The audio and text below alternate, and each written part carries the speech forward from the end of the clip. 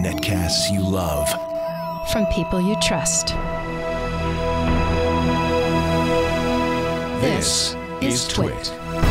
Bandwidth for iFive for the iPhone is provided by CacheFly at CACHEFLY.com. This episode of iFive is brought to you by Gazelle, the fast and simple way to sell your used gadgets. Find out what your used iPad, Samsung Galaxy, and other smartphones are worth at Gazelle.com.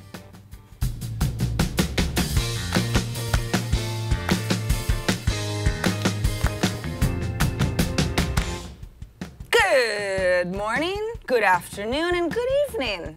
I think that pretty much covers it. And welcome to iFive for the iPhone, episode 35. I'm Sarah Lane, and it's time for us, that's you and me and that guy over there, to pick the week's best iPhone apps, news, tips, and tricks. So let's do this.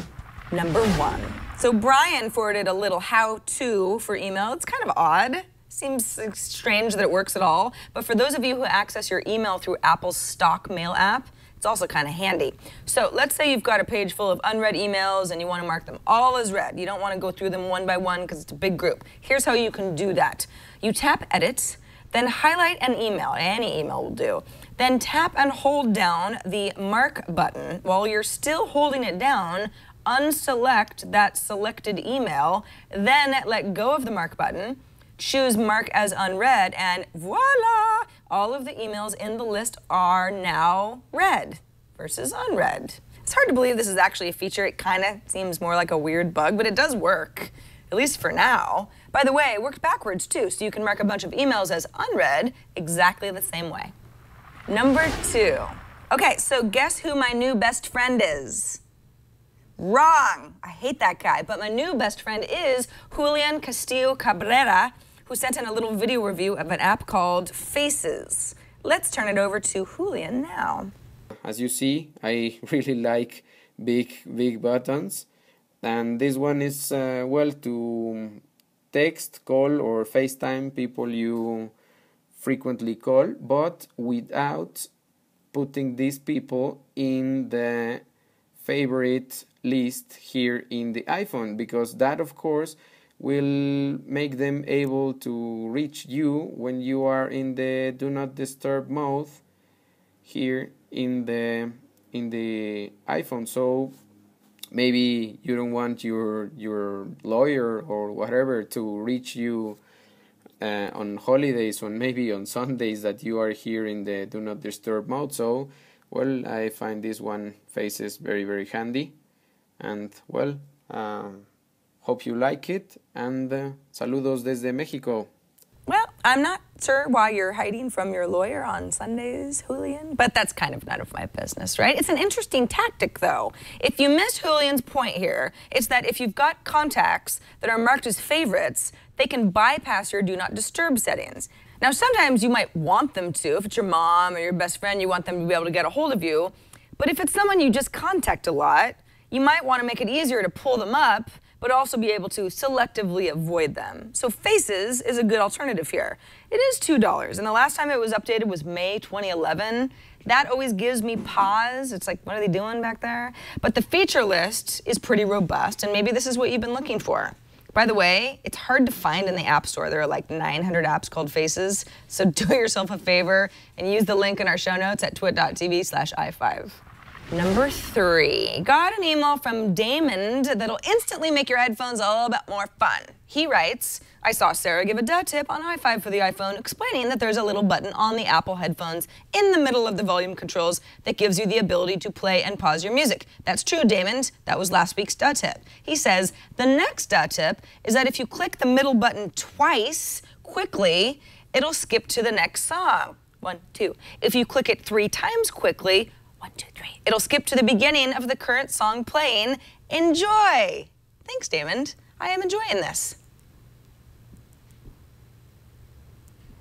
This episode of iFive is brought to you by Gazelle. So, you want the new iPhone, or maybe the latest generation of the iPad, or you want that Samsung Galaxy or HTC phone. Before you get a new one, make sure you sell your used phone or another gadget to Gazelle for cash you need for the new stuff. How does it work? Just find out what it's worth at gazelle.com today. So you go to gazelle.com, that's Gazelle.com, and then you look up your item. It's in there. Tell Gazelle what condition it's in, and be honest, they'll even buy broken iPhones and iPads and stuff like that. So anything you got, let Gazelle know what condition it's in. Then you'll get a risk-free offer from Gazelle for that gadget or gadgets. Gazelle will lock in that quote for 30 days too, so that's nice. And then you'll get paid fast by check or PayPal. Go to gazelle.com right now to get an offer for that iPhone, Samsung, HTC, or BlackBerry smartphone, iPad, other Apple products, and do it today because your gadgets may lose value every day that you wait. With Gazelle, you get paid in cash, payments fast within a few days of the item being received, and offers are good for 30 days. Gazelle will also wipe your data for free. So, what's your iPhone, iPad, or Android smartphone worth? Take a minute right now and go to gazelle.com to find out. Sell that used iPhone or Samsung Galaxy smartphone today at gazelle.com. Number 4, got an email from Ben Su, who's actually an app developer, and made an app for those of us who tend to double check ourselves a little too often and triple check once in a while. He writes, I'd leave the house and usually within a few blocks I'd question if I closed the garage door or if I turned off the oven. So I'd turn back and check. A to-do reminder app helped, but it only offered one checkbox without additional information. So I'd question, did I tap that checkbox today or yesterday? So here's Ben's solution. It's an app called Smart Checklist. It's a to-do list that's very straightforward. You basically just add tasks, call them whatever you want.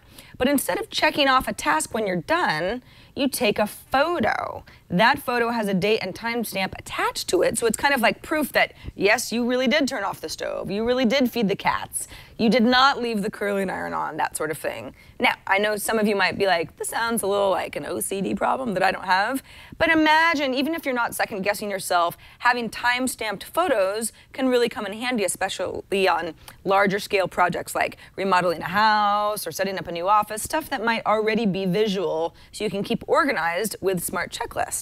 By the way, the app's 99 cents, or if you don't mind ads, there's a free version too. Finally, number 5. Remember my duh tip from last week about swiping to erase numbers from a string in the calculator app? Over on Twitter, Mark Bolton suggests a cooler, better, awesomer calculator app called Llumino. 2 L's at the beginning. Maybe it's Llumino?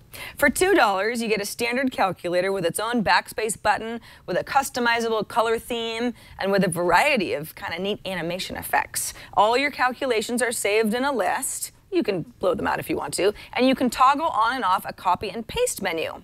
That's pretty much it. Llumino is very nicely designed. It's definitely more functional than that stock calculator app, and it does the job. I feel like $2 might be a little bit much, at least for me, but maybe you crunch more numbers than I do on the regular, and if so, you go.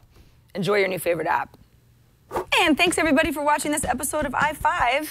To automatically download this show every week, just hit the subscribe button at twit.tv/iFive. That's where you can catch up on past episodes and find links to our featured apps, tips, and tricks too. Email us questions, tips, app ideas, anything, recipes to iFive@twit.tv. Leave us a voicemail at 614 on iFive, or send us a video with an app review of your own. I'm Sarah Lane. I'll see you next week right here on iFive for the iPhone.